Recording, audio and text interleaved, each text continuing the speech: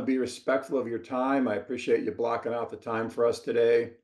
We're going to be talking about how do we write a plan for strategic growth in 2025. What I often find is I work with a lot of manufacturers and distributors, and people have a number already. Maybe this year they hit 55 million and next year is 60. Maybe this year they hit 250 million, they want to do 275 to 300 million. And that's great. That's a great first start. But that's kind of like where you want to be. But very seldom, or probably not even deep enough, they tell me how. That's the strategy part of the conversation. How do you plan to do that? And some people just kind of set a goal and they count on their teams to figure it out. The approach that I like to do is let's strategically make a plan. Let's make a plan so we can create the kind of growth that the leaders of your company want, that your shareholders want, maybe your owner wants. Let's increase the shareholder value of your company. If you're looking for me, I'm not this Mark Roberts. This Mark Roberts is the world's most famous streaker. The reason I use my middle name on my books, on my webinars, is so you find me. My name is Mark Allen Roberts. If you're looking and Googling Mark Roberts, you're trying to find me, you're going to find this guy. He's run naked through Wimbledon, the World Series. Yeah, that's not me. There's a Mark Roberts who makes collectible fairies. And of course, my favorite one is Mark Roberts, who produced the Mike and Molly show. All of those are not me. I wrote a couple books, Driving Explosive Growth, Voice of Customer, and we're actually going to be touching on the topics that are in those books today. But today's about you. Today, we're going to discuss about knowing your markets and current trends. For years, we've talked about having the right people on the bus in the right seats, but let's make sure they have the right behaviors as we go into the year.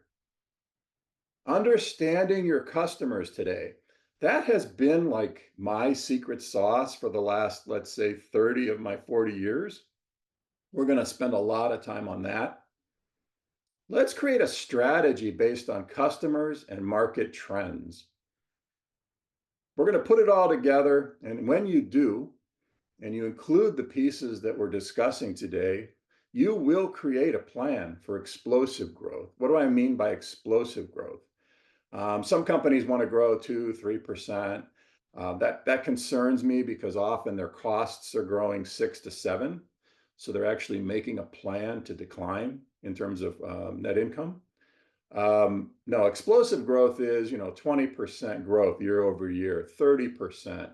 One of my clients doubled their revenue in 18 months. So that's the kind of growth that strategic plans actually drive. I call it no smoke and mirrors. It's nothing fancy. If you go to my website, if you're curious and Google fix sales problems, my website's #1 in the world. But again, it's nothing fancy. It's common sense steps, but put in a specific order. And it seems to have always worked. There was only one time this hasn't worked. The first step is going out and understanding your customers today. If you've been in a business any length of time, 10 years, 20 years, maybe you're the third generation in the business, you've got a lot of success stories. But the challenge is buyers today are behaving differently. And why not spend a little bit of time getting to know them?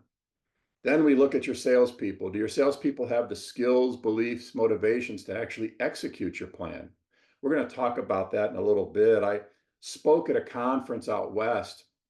It was, I think it was 270 CEOs, CROs, and CFOs. And at one point in the conference, I just asked, does your team have the skills to execute the plan you plan to launch in 2025? And the answer was pretty surprising. So we look at your customers, we talk to your customers, we assess your salespeople. If they don't have the skills, systems, and processes to grow, we prescribe them. We look at your transaction data. What does the data tell us? We look at your website. The website is absolutely critical to success, particularly in B2B today. Is it the tool you plan it to be, or is it a virtual brochure? We put all that together and we get with your leadership team and we create a plan. We create a plan based on data, not gut and intuition. Here's a question for you. If you're on a sales team, just put it into the chat. Will your sales team hit plan in 2024? I'm just curious. Maybe put it into the chat real quick, yes or no, Y or N. We keep hearing that quite a few companies are not going to hit plan. And if you've been following this for any length of time, I think it was InsideSales.com has been following this since 2016. And the vast majority of companies now are not hitting both their sales as well as their targeted profit plans now. And it seems to be getting worse every year. Last year was the first year that more companies missed plan than actually hit plan for the first time in the history of this study. So we need to figure out what's going on and how do we plan to make the strategic adjustments. I see some people saying they're going to hit plan. Awesome. Good for you. High probability is your competitors wish they were you. There's a lot of people really struggling right now. And today we're going to talk about how do we increase the probability of you hitting your plan. I had a meeting, I meet with a lot of CEOs, leadership teams, and the common conversation that I often hear sounds something like this. What's always worked for years, and sometimes they say 40 years, 80 years, 10 years, to grow our company is just not driving the revenue and profit we expected in 2024. If that's something that's occurring in your business, this webinar was designed to help you. If your company's been achieving goals and growth, but would like to achieve a little bit more, maybe be a little more strategic, maybe take some cost out of the cost of sale, then this webinar is for you as well. So we got to look at process, sales process and engagement. That's where I start first.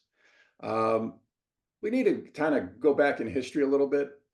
Pre-pandemic, we had sales teams achieving plan, and it's been declining since 2016. 50% of salespeople have never had sales skills training.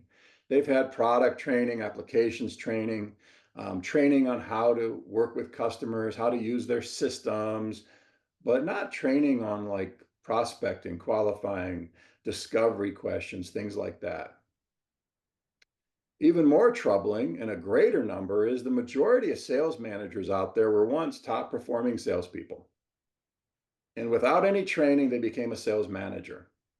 And that problem is actually growing as time goes on, as people are very busy right now.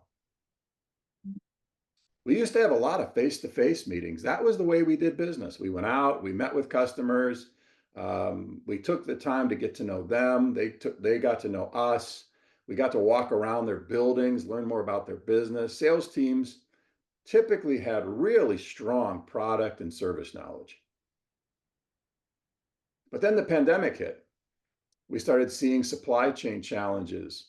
Face-to-face meetings were put on hold. If you had inventory, you had a great year.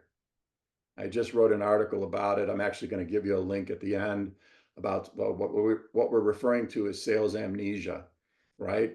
Salespeople became very transactional. We saw a lot of price increases because of the supply chain constraints. Customers said, never again am I going to be caught short. And they started looking at alternate and additional suppliers for redundancy. We started doing virtual meetings. Virtual meetings are going to continue. There was a research group that researched and interviewed purchasing managers, and 84% believe that virtual meetings are going to continue, but it's going to be more of a hybrid sales model. You're going to have virtual meetings, you're going to have face-to-face meetings, probably not as often. You're going to have phone calls, but it's more of a hybrid model is what we should expect moving forward. During the pandemic, buyers became self-serve. They got really involved. A lot of them are off-site. They got really adept at using the internet. And unfortunately, sales became very transactional in a lot of different industries. Again, if you had it, and somebody wanted it. Maybe it was an account you've always wanted to serve, an account that was one of your target accounts for years, but their current supplier couldn't supply it. You picked it up. You had a great year. But now the pandemic's over. We've seen most supply chain challenges normalize. Face-to-face meetings can occur, but they're not happening as often as we would like. And what's interesting is I'm actually going to share it later. Some customers want more face-to-face meetings again. You now have inventory, but so do your competitors. Price pressures as competition resumes. Customers now want redundancy. Again, that's that never again effect. Maybe you were their primary customer. One of my clients, over 70% of their customers, they are the only supplier because they're that good. But even them, they're starting to get some pressure now where people are concerned. Look, I don't know if I want to put all my eggs in one basket after what happened during the pandemic. Virtual meetings are continuing. Buyers' self-service is growing. We're actually going to talk about that. What percent of buyers actually choose not to even work with a salesperson today? That's a pretty scary number. And then some suppliers have too much inventory. And when people have too much inventory, they do crazy things.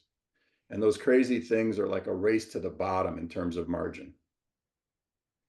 So we need to understand the shifts that we're seeing and quickly adapt to markets and customers of today. So how do we do that? What's this whole no smoke and mirrors thing all about? And how do we quickly identify these shifts, changes, and adapt our plans to strategically adjust? How do we design and launch strategic plans that deliver revenue and profits and explosive growth, not just 1%, 2%? Well, the first step, I call it doing an MRI on your business. I tell people I recently hurt my shoulder at the gym and I went to the doctor, and luckily the doctor prescribed all kinds of tests, MRIs, x-rays to really determine the root cause. If that doctor would have said, welcome, please take your shirt off, we're going to perform surgery, I would have run out of the office. We need to have data to make decisions today. So in this MRI process on your business, we need to clearly understand the current state. What are your customers' satisfaction level? What's your net promoter score? How's your website functioning? What does your transaction data tell us? What percent of your customers are profit leaking customers? And what percent of your current customers represent 80% of your net income? Who's in your top 10 now that wasn't there 3 years ago? And what happened to some of the people that were in your top 10? What happened to those accounts that haven't bought in 6 to 18 months? I call them inactive accounts. We look at all this data. We also look at the effectiveness of your sales team. Sales teams must continue to get better, stronger, more skilled. We can quickly assess this. It takes less than a week. And then we prescribe training. Often when we assess a team, it also includes needing digital assets, processes need to be updated, new systems, tools for the salespeople, but it all comes out of doing this MRI. And then we look at trends. What are some market trends and conditions that are impacting your customers, your company, or your competitors? And then we make strategic adjustments. For example, the current state, what's going on? Well, we've got inflation impacting gross margins. We have a war going on in Ukraine. That actually impacted two of my customers. Two of my customers, a very large raw material that they purchased only came from the Ukraine. So we had to make some adjustments. We have the Israel conflict. We have a new president. The stock market was really excited about that. Number of new worker strikes is at an all-time high. For example, that dock worker strike on the East Coast is impacting people who rely on imports, labor shortages. Almost every voice of customer research project that we have, we talk to your customers. At some point, people mention labor shortages. Employee engagement is an all-time low. Depending upon what report you look at, as high as 60% of employees are not engaged. And the number to really look at is how many are disengaged. So they're not even engaged doing their job, but they're disengaged. They actually could be doing some behaviors that are hurting your business. And then China imports impact. I work a lot with manufacturers, plastics manufacturers, metals, a lot of different manufacturers. And even though there's tariffs, the Chinese import impact is having a huge effect on some of my clients. There's a shift in buyer behavior and the criteria, the things that they're looking for. There's a decrease in consumer disposable income. The difference in a cost of gallon of gas today versus what it used to be, the difference for a carton of eggs, what it used to be.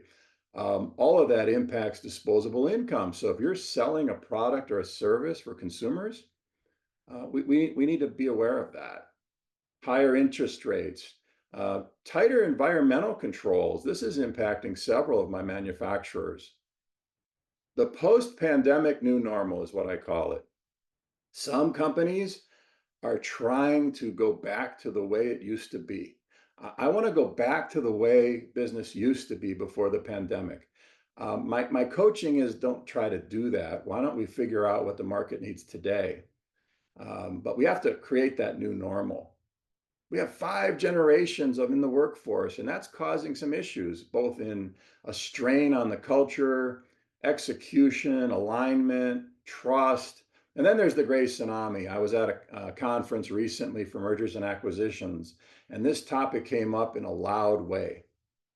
What's happening is a number of the baby boomers own businesses, they've grown businesses, and they're at that point where they want to transition, but none of their children or relatives want the business. Their employees don't want to buy the business. So we're going to be seeing a great number as more and more people reach that retirement age wanting to sell or get out of their businesses. I'm currently helping 2 clients right now that plan to sell in the next 2 years. As I tell people is, bring me in when there's 2 years before the sale date, not 2 months, because we know what investors want and need. Investors want to see a diversified portfolio. They want to see a strong management team. They want to hear that the CEO is working 8 hours a week, not 80. All those things take time. And then each market has its own characteristics. For example, some of the manufacturers, these are some of the constraints and challenges that we hear impacting their market: reshoring, nearshoring. Sustainability keeps coming up, particularly with plastics. Automation, smart manufacturing, AI-driven manufacturing. Advanced materials and 3D printing. One of my plastics companies just invested in a big way in 3D printing. Inflation and rising costs. Decarbonization is showing its face in a lot of different industries. Cybersecurity, that's a webinar in and of itself. Why it's so important for some of my clients is some of my clients make very large, expensive machines, machines that go for 1.2 to $3 million. And what the market is saying is, I want smart technology on those machines, but you had better have a really secure network. We don't want anybody hacking the network and impacting your production. And then, of course, labor. No matter what industry we work with, labor is a constraint. So we know it's a constraint, but if you can connect the dots between what you sell and how you can help people with their labor constraint, that becomes a really strong business model. One of the clients we helped not too long ago saw a market need. Manufacturers, particularly in metals, are really struggling to find welders. Not a lot of people are getting certified to weld, and a lot of the best welders are in the gray tsunami and they're retiring out. So to their credit, they created a robotic welder. It does the job of 5 welders.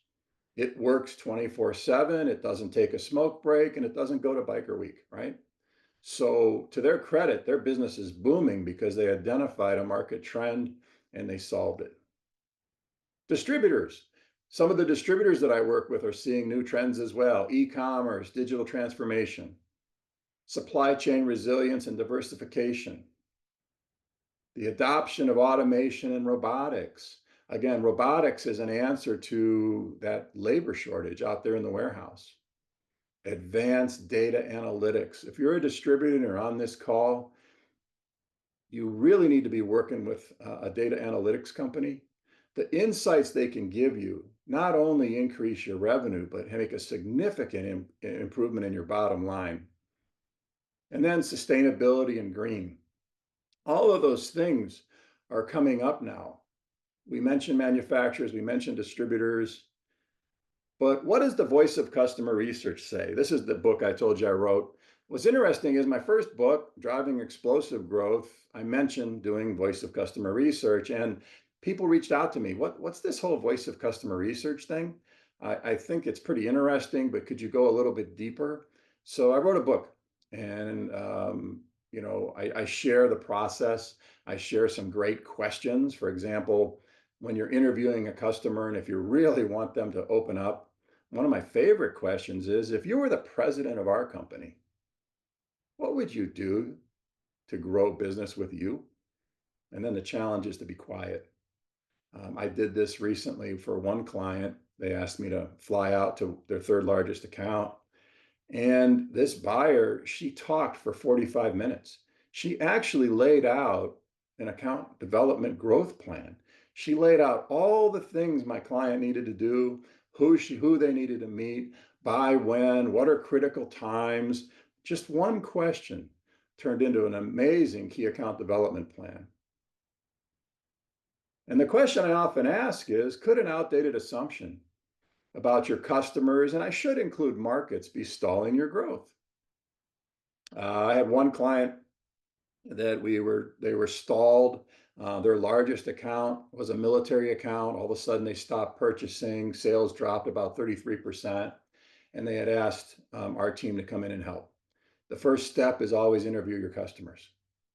And this company believed that they had a product that no one else was making. So naturally, if you believe you're the only supplier, the margin was very high on this product. But what was interesting is when we went out and interviewed their customers, what we found was there's 3 other people now making that exact same product because the market demand was growing. Now, 7 years prior, they were the only supplier in this particular industry. But as we talked to their current customers, they were a little irritated. They said, look, there are 3 other suppliers, and actually, your pricing on that particular product concerns me because it makes me wonder if everything else I'm buying from you is overpriced. So, to the credit of the CEO and his leadership team, with that new information, they adjusted their strategic pricing. They looked at all their other products. They created a campaign, and they heard what their customers were saying, and they adapted. A fun exercise we just did was we were working with a team. I believe it was 16 salespeople, companies around 250 million. And we asked them, while we're out interviewing your customers, how do you think your customers are going to answer the question? Your customer satisfaction, what score are they going to give you? We could have a little bit of fun. I've been talking a lot. Why don't you put it into the chat? What do you think the salespeople said at these companies? 100% satisfaction, 90%, 75%, 65%. I see some people saying C, 75%, 100%. Wow. D, 65%. What's interesting is, so the people who are customer facing every day, out there talking to customers, hearing their challenges, solving their problems, said 90%. But when we did the satisfaction survey, we interviewed a statistically significant number of their customers. We often ask for, who are your largest customers? We create it by tier. So we want to interview people that are your large customers, the A's, the B's, and the C's. But often we also ask for D's. We ask for people you quoted but did not win. What the customer said was 65. Now, 65 is still a pretty good score, but it's a pretty big difference between 90. And when I recently worked with the sales team, we not only know what the score is, but because we're having individual interviews, we have what each customer said for each question. Now, you never want to give that report, it's in Excel, to a salesperson. The worst thing that could happen is for a salesperson to call your third largest account and says, "Hey, what were you thinking? You gave us a 65% score." No, what happens then is two things. One, you've breached trust. The customer thinks you really didn't care about learning about how we can grow together. This was some kind of a sales gimmick. And then second, which is also concerning, is they'll never participate in a research project again. Instead, what we do is we create actionable insights by groupings of customers, and we teach your salespeople how to turn what we learned into questions so that we can get to the root of some of these problems. If you want to do voice of customer research yourself, I kind of map out how to do it in my book, but also here's what we're really looking for. There's a lot we ask. It usually takes about 15 minutes for the interview, but why do people buy from you? The answer might surprise you. I was helping a company that made vehicles for people in wheelchairs so that they could drive again. When I joined the company, I asked them, "Why do people buy from you?" And I heard all these like engineering type things. But when I interviewed people in wheelchairs that just bought their product, they said it was quiet. Nowhere on their website did it say quiet. Nowhere in their brochures did it say quiet. We had 11 regional managers. None of them, when they're out doing sales training, were talking about the vehicle being quiet. So with that insight and other insights, and other customers said, "Hey, these are really expensive. Is there any way you could adapt a used vehicle and take about 10, 15 grand off the retail?" And that's one of those ones where you go back to corporate and like, there's got to be a reason we're not. Well, today in that industry, over 70% of the vehicles were once used. Uh, I love to take credit for that, but I didn't come up with that. That's coming direct from a customer. Why don't they buy from you? They're going to tell me. They often tell a third party things they won't tell their salesperson because they've got a relationship with the salesperson. They may even have a relationship with the sales manager. But a third party comes in, they clearly explain what and why. What's their buying process today? We've seen a pretty big shift. People are formalizing their buying process as more and more zeros get on the PO. It's now a committee. Maybe it was one or two people in the past. One of my clients just discovered that there's like four or five key decision makers in their purchase. So now sales has the burden of creating relationships with all of those people. What criteria do they need? What are their goals and challenges? That's a fun one. We recently did a project, and when we interview your customers, we often ask, what do you think the future looks like? What's interesting for this client is the CEO brought us in because he was hearing kind of a doom and gloom for 2025. His salespeople were saying, our customers are saying 2025 is going to be a little rough. Now, mind you, I wasn't shocked because they hadn't given the salespeople their goals yet. So this is a behavior I've seen for years. So we went out and we interviewed them. And the good news was over 60% of their customers planned to grow in the future. 7% said that they were going to actually see a decline, and they told us why. But with that data, just imagine how different your plan would be. And then what's their satisfaction level and net promoter score? In so many of the industries I serve, referrals is maybe second just to internet searches. So we really need to make sure that our customers are happy and they're referring others to us. So let me just give you some quick data. I'll go really fast. But the question I want you to think about is if your team, your leadership team had data like this, what could you do with it? For example, I told you we interview people that you quoted but did not win. And interesting, I often get access to the CRM as I'm helping teams. And we went into some of the CRM entries for these lost accounts. And the good news is salespeople put them in as lost. They didn't win the account. But in the notes, it said lost to a competitor due to lower price. But what we found was 40%, 40, of the people they quoted in the past 12 months didn't do anything. As I teach salespeople in my training, most sales are lost to doing nothing, not necessarily to a competitor. But then the interesting information was 30% of those people said, look, this has grown to be such a big problem. I need to solve it in the next 6 months. To the credit of that CEO and their leadership team, when they heard that, they totally changed their 2024 plan and they're just crushing it this year. The first thing they did was revisit everybody they quoted and started turning on that closing machine. 14% of your accounts that represent 80% of your net income are not satisfied. Wow. That's disturbing. Often that's the first time that maybe the founder or the CEO has heard something like that. They assume that because their top 10 accounts keep buying from them, they're happy.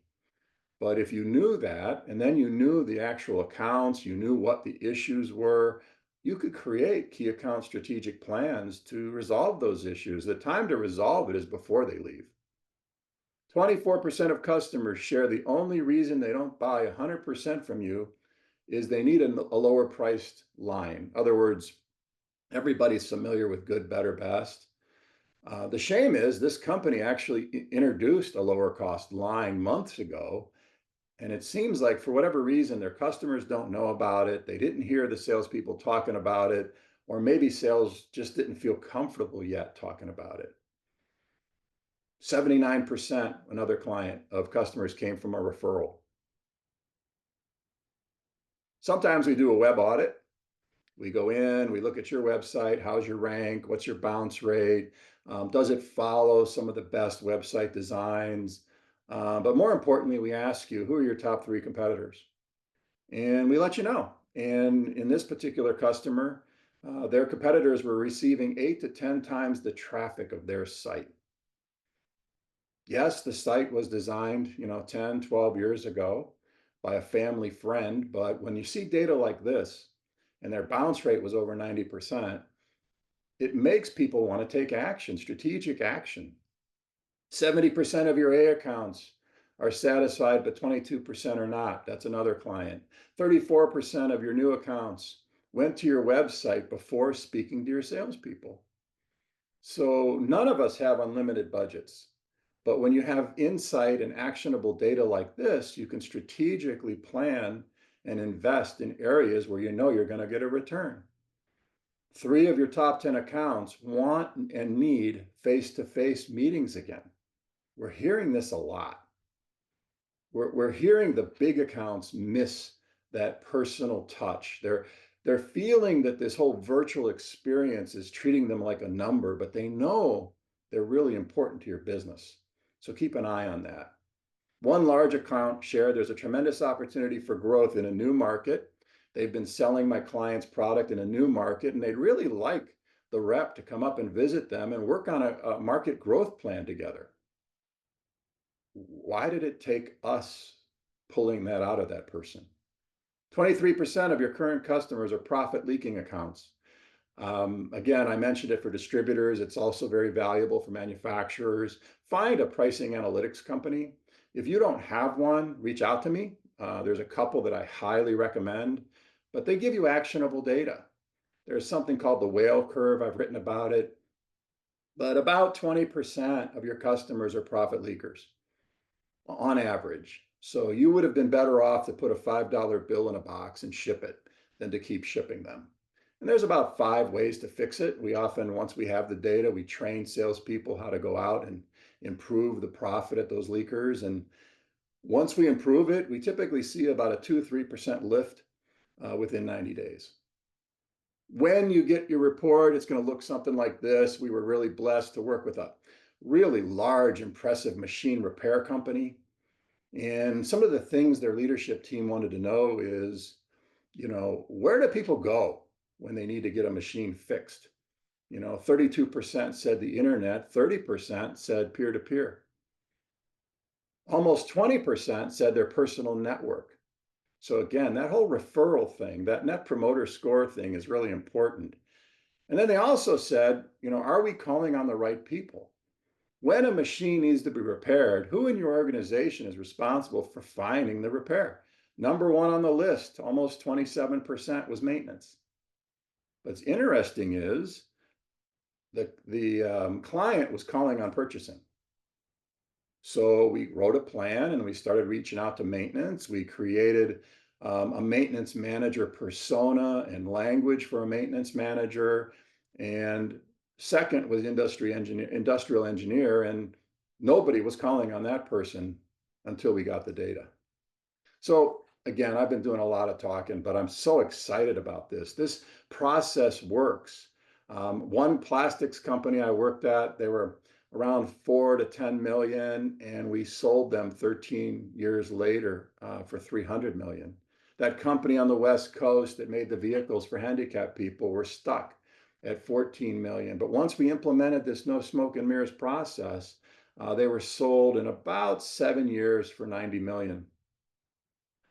And then I have the advantage of being able to look at all the data.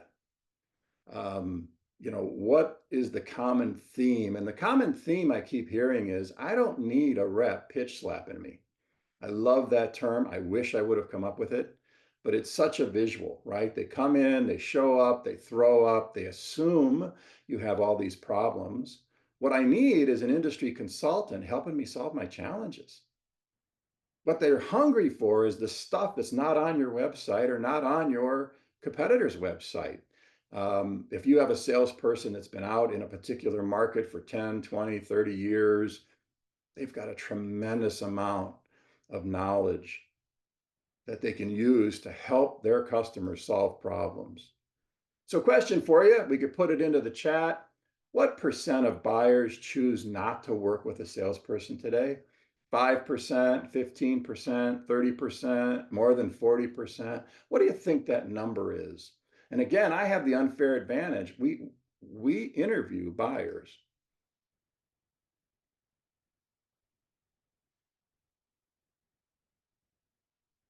Somebody said A, 5%. I see another one person saying 15%.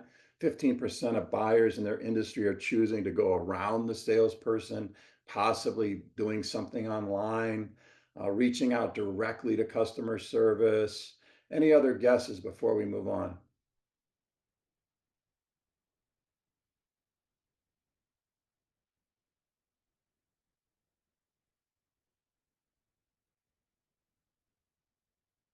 Well, what the research is showing, and it's actually growing, is over 40%.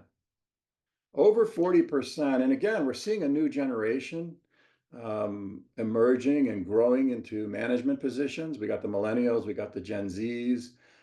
They behave different. They grew up with Amazon, in 2 clicks, you buy what you want. But we need to bring the salesperson back into the equation earlier.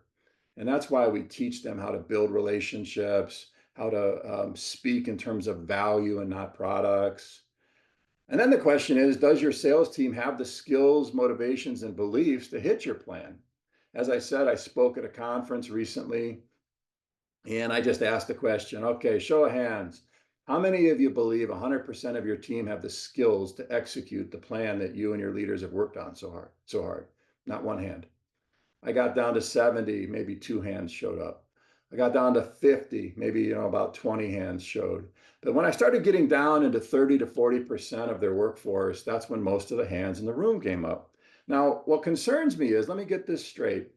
You missed last year's plan by 2.5 million. This year's plan is also another increase. You've met offsite, you created a plan, but you already know that 40, 60, 70% of your team doesn't have the skills to execute the plan. That sounds like that movie Groundhog Day, right? 2025 could be a really tough year for those folks. What percent of leaders today believe their team lacks the skills to execute their strategic plan. This isn't data from me, though. This is actually coming out of a McKinsey article. They must have interviewed a number of executives. What do you think that number was? A, B, C, D? What do you think? D, B, 15.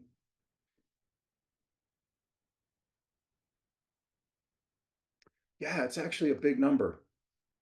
Over 50%.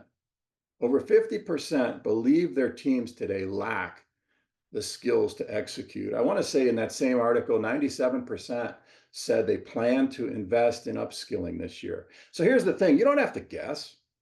Back in the day, the way I figured out if my sales team had the skills is I used to call them four-legged sales calls. I would go in the car with them and we'd go out and meet with customers in their market. We would have buyer calls. We would have debrief calls on the way to the next account. And then I would determine, hey, this person is really skilled at building relationships, but they could really use some help with closing. But that could take 12 to 18 months. Um, Much to my wife's chagrin, when I was helping one company, I was gone Monday through Thursdays for 12 years.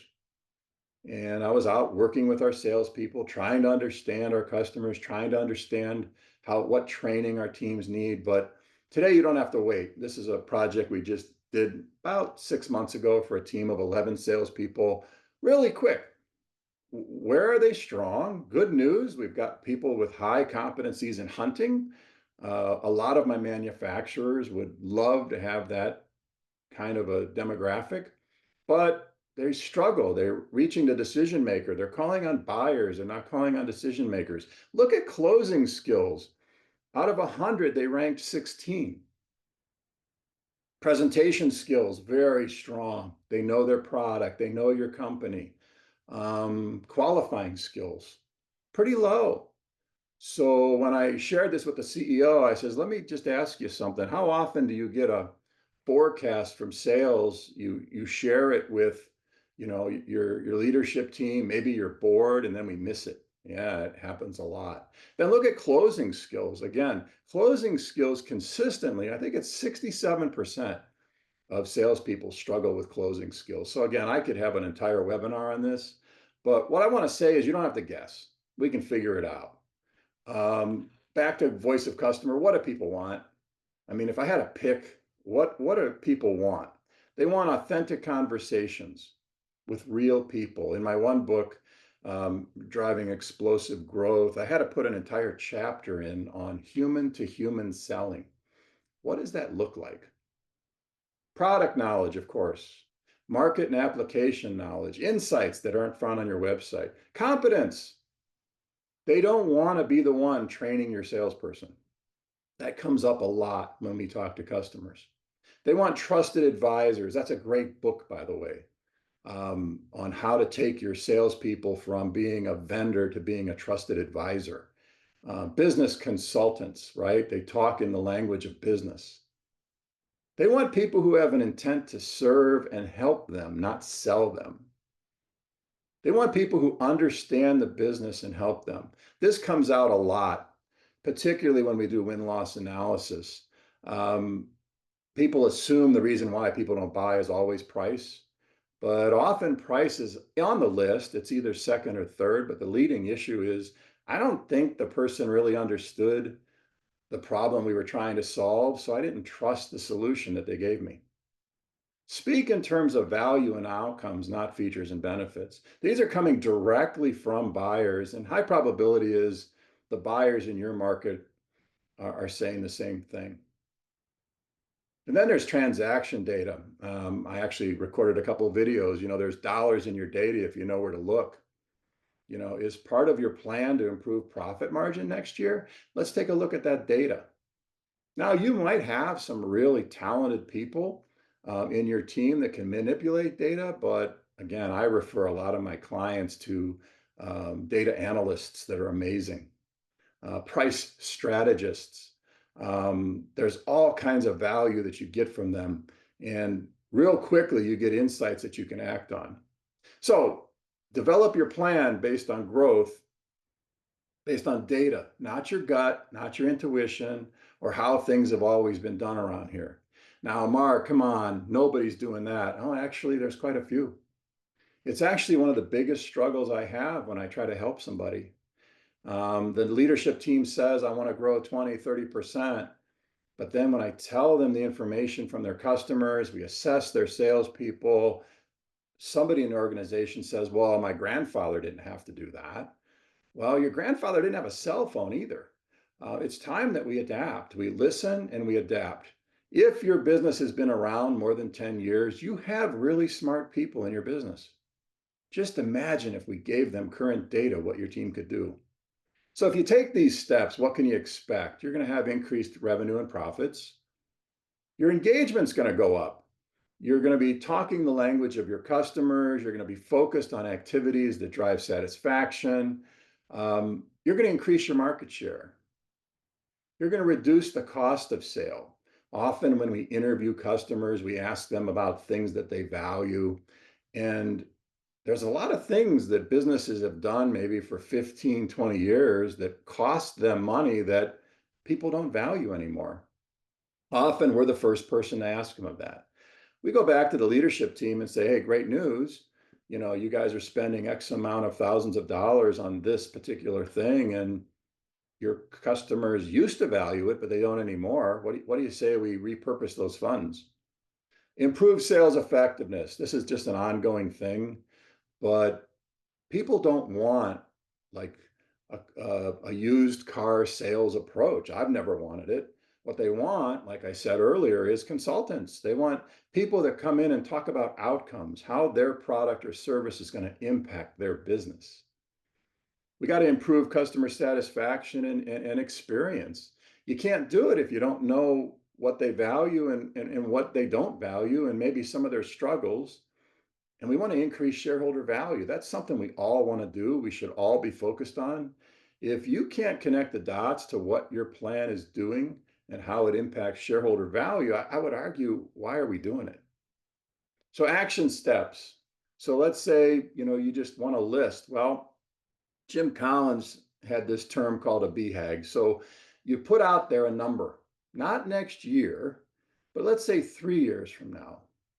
And as I work with teams, something magical happens when we do this. It's a big number. It's not something you even know how to do yet. If I work with a team and let's say they're at 210 million and they want to go to 240, they typically give me a list of 30 things they need to do to hit the new number. But if they put a plan out there of 450, 500 million, it's pretty interesting. Everybody on the leadership team starts thinking differently. And often we hear 3 things, 5 things. Well, if the goal is that, then here's what we need to do. And then we start working backwards. Okay, if that's true in 5 years, then in 4 years, we need to be here, 3 years here, 2 years, next year, we need to do this. Okay, if next year we need to do this, what do we need to do first quarter, second quarter, third quarter? So again, we create that big, hairy, audacious goal and then work backwards. We understand our customers, understand our sales skills and systems, processes, and update anything. One of my clients is just investing in a CRM and they're at 175 million. They've never had one before. But after doing the research, it was very apparent we need to work on one. Identify and understand market trends. One of the clients, the plastics company, I'm going to date myself, but back in the 90s, compact discs came out in just the jewel cases. And what started happening was retailers were seeing huge theft because the package was so small. They put little security stickers on it, but people were peeling them off. It was a big problem. So the company that I was working for created devices that would stop people from stealing CDs. That company, by identifying that market pain, doubled in 18 months. When our competitor came out with one product and mass mailed it with a rubber band around a introductory letter, we went out and asked a lot of questions, and we discovered there's actually 3 products that the market wanted. We launched all 3, and like I said, the company doubled. So those market trends can really make an impact in your plan. Update your plan and strategies. Just because you wrote a plan 2 years ago, it doesn't mean you can't update it. Create key account plans. I speak at a conference called SAMA. It's a Strategic Account Management Conference. And these are, account managers who call on the largest accounts in the world. We always need to update those plans and then collaborate with the customer. If you can get the customer to help you create that plan, they become an internal champion. Communicate in terms of value, measure what matters. A lot of people measure what we call lagging indicators, sales, profits, numbers of quotes last month. I want to hear about leading indicators. How many outbound calls did we make? How many, new meetings did we have? How many plant visits did we have? A lot of my manufacturers see a huge spike when they get a customer or a prospect to visit their facility. And then we prescribe. So kind of like the doctor, the MRI, we now know where we're strong and where we might need to improve. And then we prescribe things like sales training.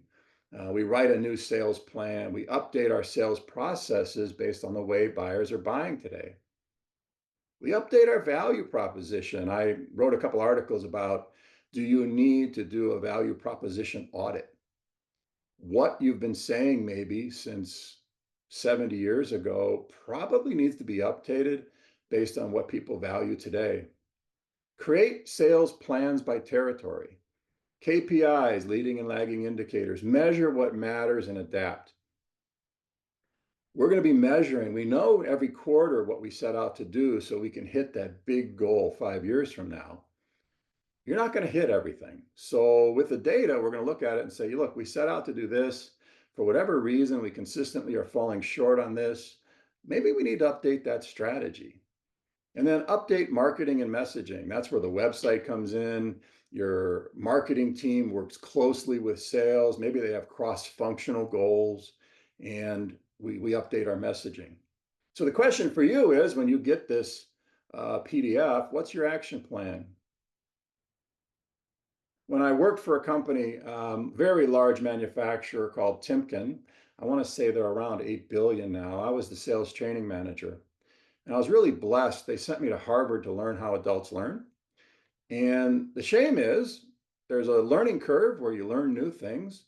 And if you apply something that you've just heard, and there's a high probability you'll remember it, but if you don't do anything, within 48 hours, 90% of what we just discussed, you're going to forget. So this slide is for you. When you get the PDF of the deck, pick 1, 2, or 3 things that you want to do based on what we discussed today, and then start the process. If you start applying some of what we discussed today, you'll remember it. So now Q&A. We're down to about 5 more minutes. Are there any questions? I kind of went pretty quick through this. You could put them into the chat. How confident are you guys in your strategic plan for next year? Some people might say, I'm very confident. We've done all the steps that you're describing, Mark. This actually validated the process that we use. Some people might say, ooh, it feels more like your example where we hit 200 million. We created an Excel spreadsheet. We gave everybody their new goals, but we didn't really tell them how to hit it. Any questions before we wrap up?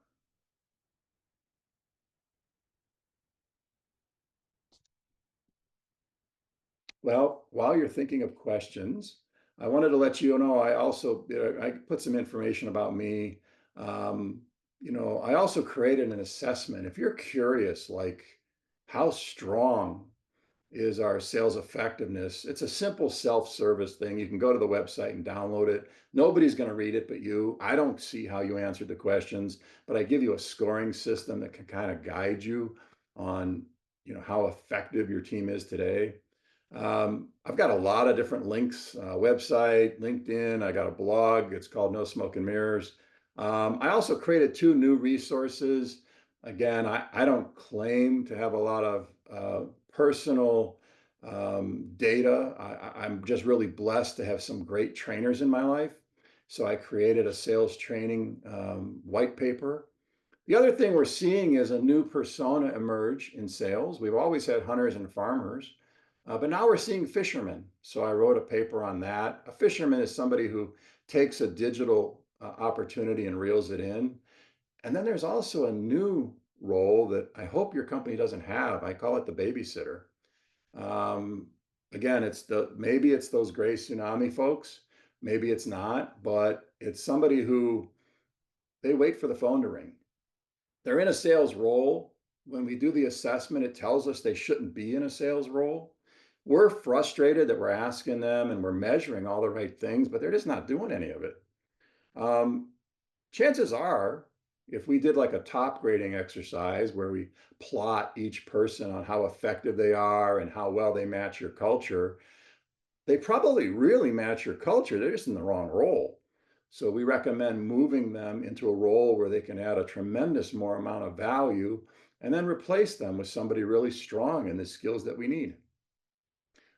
Sales amnesia is something that keeps coming up, particularly when I started interviewing branch managers at distributors. What I kept hearing was, I need our people out there selling again. We got to get out there and sell again. Well, these virtual calls, these email spray and praise, they're just not working. 92% of emails will not be opened if you don't know who the person is that's sending it to you. So I just have a bunch of resources. You'll have the links to those. Are there any other questions before we wrap up? If not, I'll give you all another 3 minutes to your day. I don't see any. So thank you for attending. I hope you got 2 or 3 actionable things to help your company grow. I love talking to people. As you can tell, I'm really excited about this topic. If I could ever help you, just give me a holler and we can connect and talk. And, if I can help you just over the phone, great. If we need to engage more than that, that's just fine too. So thank you for attending today. And if there's anybody on your team that you wish attended, you can send them the PDF of the slides. You can create a conversation. You can book a Zoom with that person and me. So enjoy the rest of your day.